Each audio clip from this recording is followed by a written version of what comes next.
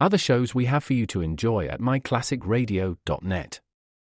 The Avengers was most certainly not a household name in South Africa prior to the radio series.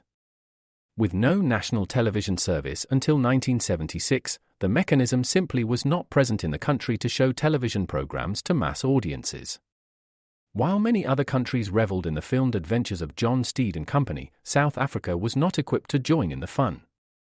The series took Britain by storm and made a major impression in the American markets, being that greatest of rarities, a British series given a network transmission slot.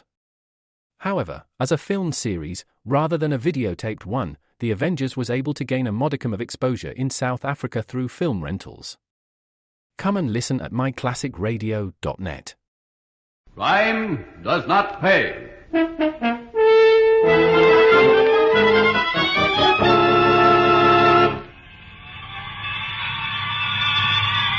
Silly, I'm going out. This time of night? What for? The fire is near here. You and your fires. What are you, a little boy?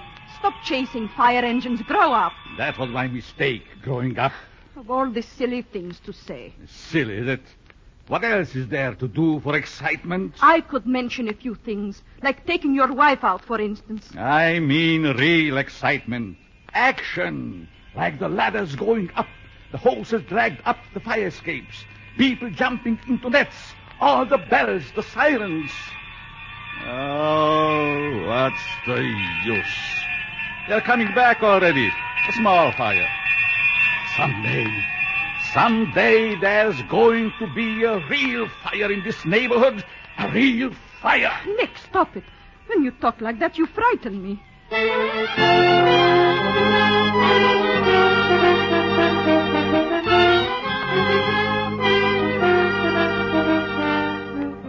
In the interest of good citizenship and law enforcement, we present Crime Does Not Pay, based on the famous Metro-Goldwyn-Mayer series of short subjects. In just a moment, you will hear Gasoline Cocktail, starring Bela Lugosi.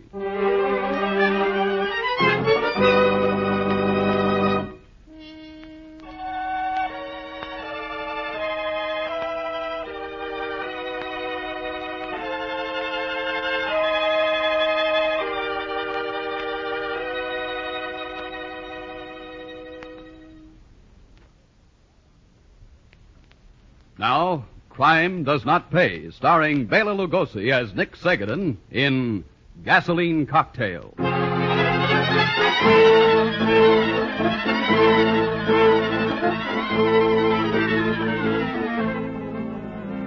Sometimes the trouble begins out of sheer frustration. The need for excitement, the need to blow off steam, can cause a man's mind to work in devious ways. There's the thrill hold-up, the beating administered more to the world at large than to the immediate victim. The theft for the sake of the dare it represents. With Nick Segedin, it was the lighted match, the licking flame, and of course the roar and scream of the fire engines racing through the city streets. Two lines in the front door. Line up 74 and 56 engines. Their pipes standing by. Third floor's gone, Chief. All right. Pull out the men from 25 truck. Denny, turn in this second. This one's too hot for us to handle without help. Yes, sir.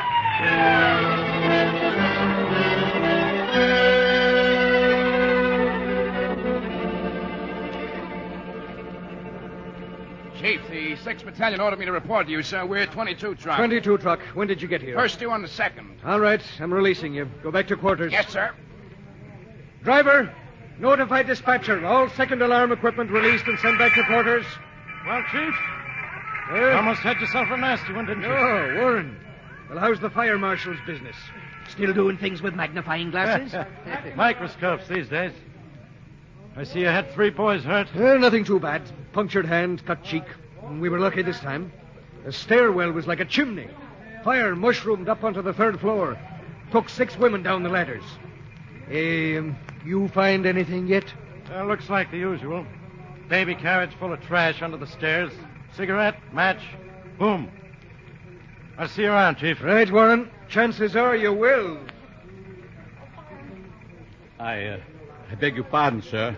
You are the fire marshal? Yes. How'd you know? I've seen the car in which you came to the fire. Since I was a boy in Hungary, I followed the fires. I guess boys are boys all over the world. Yes, all over. But I wish to know, have you found out how this started? You found out where it started. Why do you want to know? Oh, it's just that I'm interested in these things. And this is a bad one. Bad isn't the word for it. We're just lucky no life was lost. Yes, very lucky indeed. Thank you very much. If people only were more careful where they throw matches.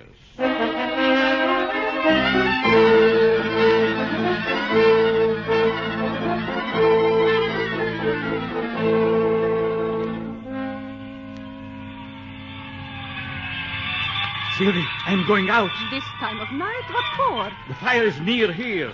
You and your fires. What are you, a little boy? Stop chasing fire engines. Grow up. That was my mistake, growing up. Of all the silly things to say. Silly, is it?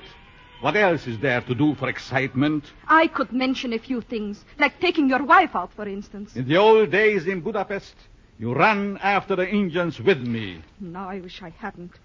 There was excitement then. Now what? A job to go to with men I would not care to look at. Then back to this house, day after day, night after night. No, Nick, not night after night. And even though you don't care to look at the men, you look at a girl, all right. Sylvie, this is... I know her name, Edna Hall, and her address, 5546 Erie Street. Yes, I know. But if you think, Nicholas Segadin, that I let go of you, you are wrong. Wrong. But don't you see this is all in your mind? In my mind? I have walked past her house. Of course there is a house in your mind. All this is like myself and the Indians. You wish for excitement, and there is none. So, my poor Sylvie, you make it up out of your head that I, your Nicholas, go for rides in a car with another woman.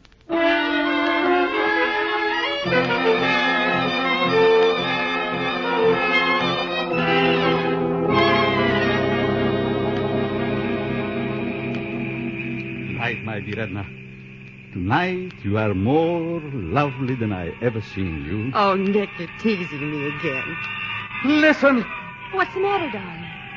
You hear them, the fire engines. Oh, that, yes. I will go to the fire, too. Nick, you're like a little boy. You do not mind this? No, I don't. But a cop would mind the way you're passing red lights. Oh, for a moment, I think I'm really driving the big truck. But you're not. Oh, Nick, there they are. See all the red lights up there? I see them. Edna, you're excited, too. Oh, who wouldn't be? It's nothing. They haven't even taken the hose off the hose truck. There's nothing to watch. Why, Nick, shouldn't you be glad it wasn't much? But perhaps it was discovered too soon. Oh, yes. I'm glad. Now, let's stop here, near the park.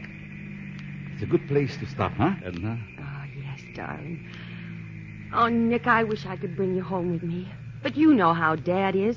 He thinks you're too middle-aged for me. Perhaps I am. Oh, you. Nick. Nick, you're wonderful. And you are more than wonderful. I cannot be without you. Is this a proposal, Nick? Are you asking me to marry you? I cannot ask that, my beloved. She's not well. There cannot be a divorce. I'm sorry, Nick. I guess you'd better take me home. So, you too are like all the others. Nick! The rides, the kisses, but always we must be married. Is love nothing in this country without marriage? Nothing? Nick, people will hear you. Oh, so let it be. I'll take you home. Again, I'm rejected. But there will be a day for Nicholas Segadin will come soon.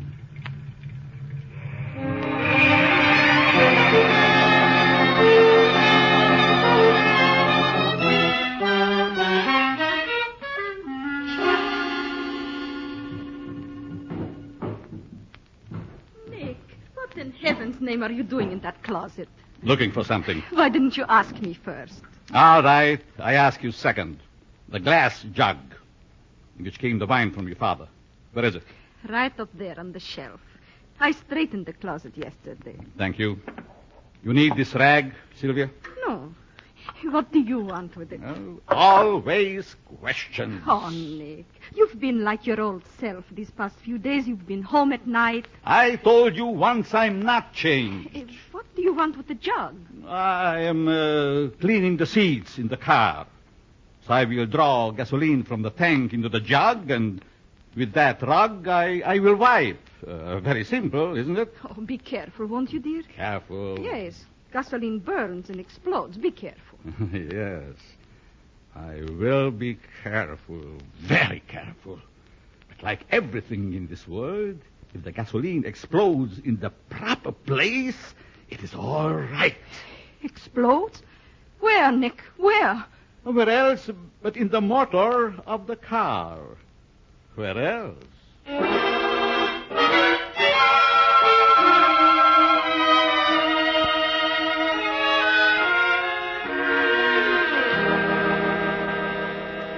Almost ready to turn out the light, Jen? Yes, I am ready, Edna. All right, hop her to bed. Oh, your bed is softer than mine. That's one reason why I like to spend the night at your house. What's the other reason? I like to talk in the dark like this. What about, Jen? Oh, just anything. It's easy to talk in the dark. That's why I come over. You know, Edna, you're only a few years older than I am, but you know so much more. I'm flattered. I wish it were true. Jen! What's that? Through the window. Somebody threw something. It's burning!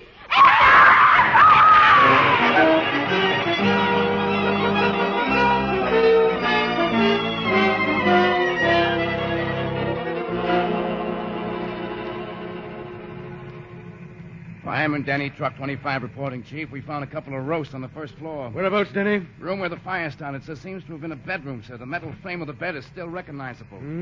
Anything on the man in the other bedroom? Yeah, doctor says it's smoke poisoning and shock. He'll be all right. Okay. There's a public ambulance coming down from City Hospital. Have it take the bodies to the morgue. But don't bring them out on the street until the ambulance is here. Yes, sir. And notify the dispatcher I'm releasing 22 truck and 74 engine. Well, if it weren't for those two deaths, this might not have been as bad as it looks.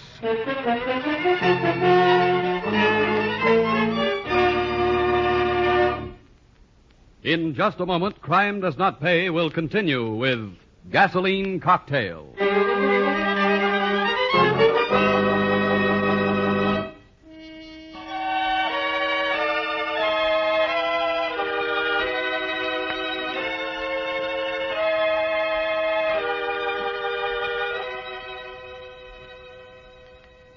Now, we continue with Crime Does Not Pay, starring Bela Lugosi as Nick Segadin in Gasoline Cocktail.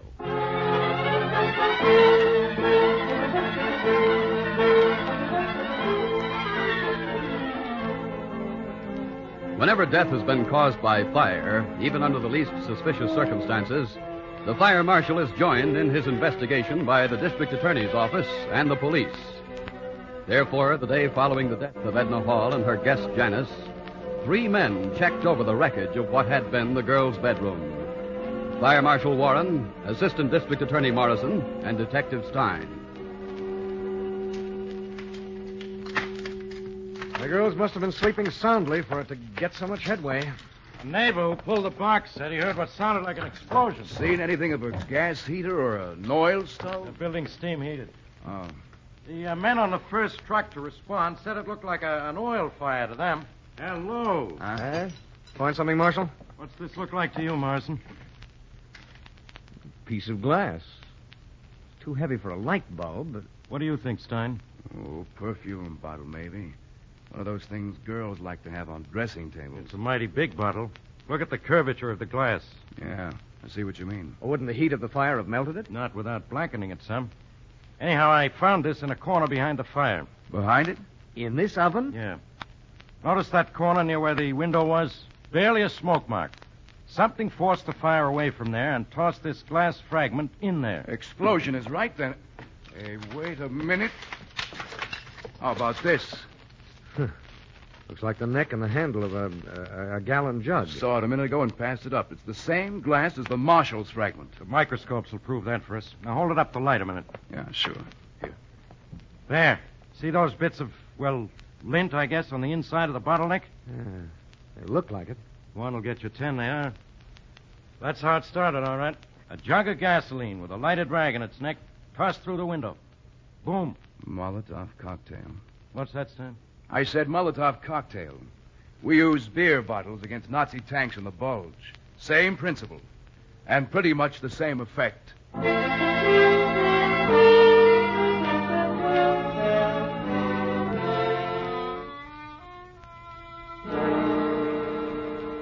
We'll try not to be too long, Mr. Hall.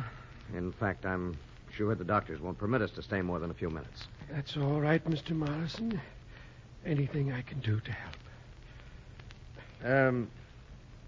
We're convinced, Mr. Hall, from various bits of physical and chemical evidence, that the fire in your daughter's room began with a gasoline explosion. Yes, we think it came from outside, Mr. Hall.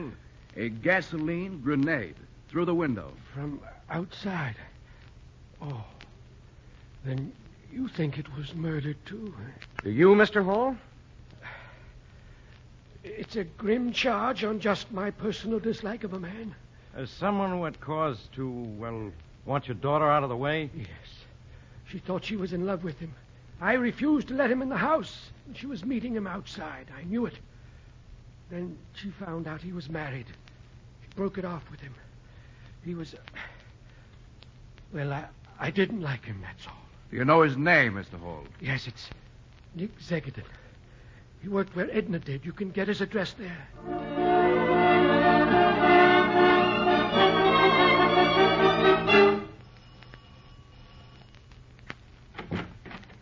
Yes, Mrs. Segedin? I am she. I'm from the district attorney's office. My name is Morrison. This is Fire Marshal Warren, Detective Stein. May we come in, please? You can see our credentials if you wish. Oh, no. Come in. Thank you very much. You?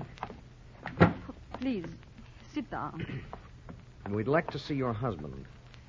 We understand he hasn't been to work for 3 days. I'd like to see him, too. When did you see him last, Mrs. Segedin? 3 nights ago. He went out. He did not come back. Did he do anything funny that night, ma'am? No, nothing. Just he went out to clean the seats of the car. With what, Mrs. Segedin? Oh, with gasoline. Where'd he get it? The gasoline, I mean. Oh, from the car. In a glass jug in which we had wine. Well, that makes some sense. What do you think he has done? We think he killed someone. A girl named Edna Hall. And we think he used the gasoline. You better tell us where he's gone, ma'am. I don't know. I knew she was dead. I saw it in the paper. I don't know where he went. One question, ma'am. Does your husband have any family anywhere in this country? Yes, an uncle, Joseph, in Miami. But he wouldn't go there. Thank you, Mrs. Segedin. He might not go there, and then again, he just might. All right, Stein. It looks as if you're going south this year, if only for a day or two.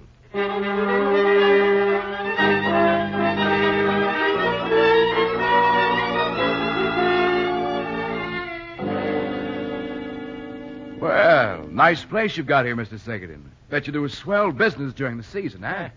Good, not so good. We get along. You see what you like? You betcha. 5 pounds assorted. 5 pounds we must make up. He's not ready. Not many 5-pound customers this time of year in Miami, huh? Not many. You do not mind waiting? Oh, no. Go to it. From what I hear at the hotel, sweet spies Segedin are worth waiting for. You try a truffle while you wait, yes? Hey, thanks. Yeah, that's good. Very good. A service like this we don't get in New York. Huh, you live in New York? Yeah. My hometown. I have nephew in New York. That's so? What's his name? Maybe I know him. If you do, you know my name. He is Nicholas Segedin, and that is a name nobody forgets. Besides, he moved just last week. That's so? Where to? Not far. He write me postal card say he is tired of New York City. He moved to East Orange, New Jersey. Street with very funny name. Porter Street. 118 Porter Street. Like maybe the street carry his suitcase for him. It's a very funny name. Funny joke. You got a phone booth here? Yes, sir. Right behind. Thanks. While you're finishing up that box, I think I'll make a call. I just remembered. I've got to warn someone about a fellow I know. A fellow who likes to play with matches.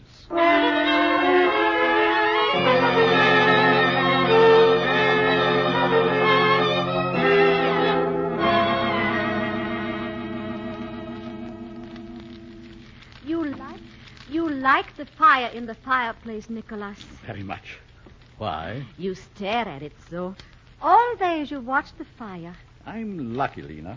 When I rented the room from your mother, I didn't expect that her daughter and the parlor, fireplace, and all were included. Nicholas, you make fun of me. I should say not. But of course not. Then the log falls, so it always makes me jump. Time for another log, isn't it? No, it is too warm in here, Nicholas. You do not need another log. The fire will be too high. Fires are never too high, Lena. Watch the flames. See? It's like a dance. So light, so graceful. But such power, such strength in the flame, Lena. Even from a little match. The whole house sometimes from a single little match. Nicholas, you must not talk like this. What then? Must I talk about your eyes, your hair, your pink cheeks? You do make fun of me, Nicholas. I don't know about flames, but I know when someone makes fun of me. You are a silly one. Come back here. No, I will go upstairs. I don't like you, Nicholas. I thought I did, but I don't. What's wrong with me? Lena, my dear. I don't know. Inside, maybe something is wrong. No, Nicholas, I do not want to sit and talk with you anymore. They all run away like rabbits, and they don't know why. Tomorrow I find another room. I cannot live with rabbits, but this rabbit will feel my anger. This she will know before very long.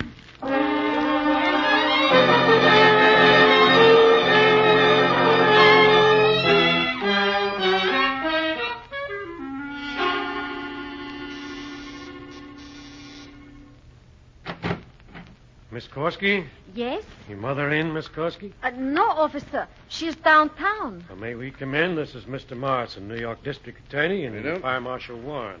Fire? Yes, you may come in. Right, gentlemen. All right, Mr. Morrison, you can take it from here. Thank you. Miss Korsky, is there a roomer here by the name of Nick Segedin? Nick? Yes, sir. Is he at home? Yes, sir. That is, I think so. He has the front room, second floor. You ever noticed anything, peculiar about this man, miss? Peculiar? No, only he likes big fires in the fireplace. Sounds like your man, Yes, gentlemen. let's drop in on him. Right. Which way, miss? Upstairs. First door on the right. Thanks, miss. I wouldn't come any further, gentlemen, if I were you. All right, Segedin. We're here to take you in for arson and the murder of Edna and Janice Hall. This is easy to say. I have a beer bottle, gentlemen, filled with gasoline, corked with a piece of rag. I have intended it as a parting gift for my landlady and her daughter. The house is full of mice. I find this a very effective means. No use, Segedin. We've got you dead to rights, and you know it. One step more, gentlemen. Warren. Look out! Oh! Get that bottle, Morrison. All right, I've got it. Nice shooting, officer. Oh. All right, it doesn't hurt that much, Segedin. It's only through your shoulder. It'll be fixed up good as new long before you burn for what you've done.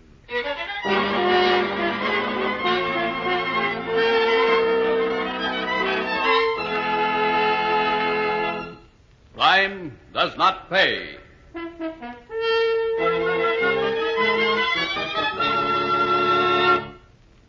Bela Lugosi, who was starred as Nick Segedin in Gasoline Cocktail, will be back with you in just a moment.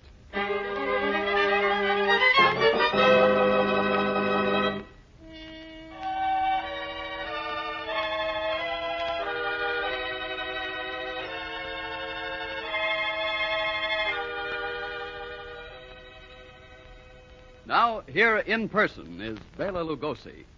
It is perfectly possible that Nick Segadin is more to be pitied than censored. Legally, Nick was sane, and he paid the penalty exacted by society. But society itself bears a large part of Nick's guilt. Nick never found proper training in education.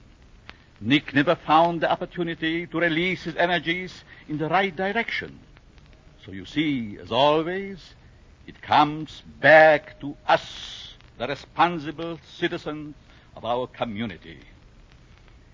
If we see to it that the roots of crime, the social conditions which breed gangsters and warped people like Nick are removed, we will have taken a long step on the way to a better world for ourselves as well as the criminals. Crime does not pay. Thank you, Bela Lugosi. Crime Does Not Pay is written by Ira Marion and directed by Marks B. Loeb, with music composed and conducted by John Gart. Technical advisor is Burton B. Turtis. The events, characters, and names used in the story you've just heard are fictitious. Any similarity is purely coincidental.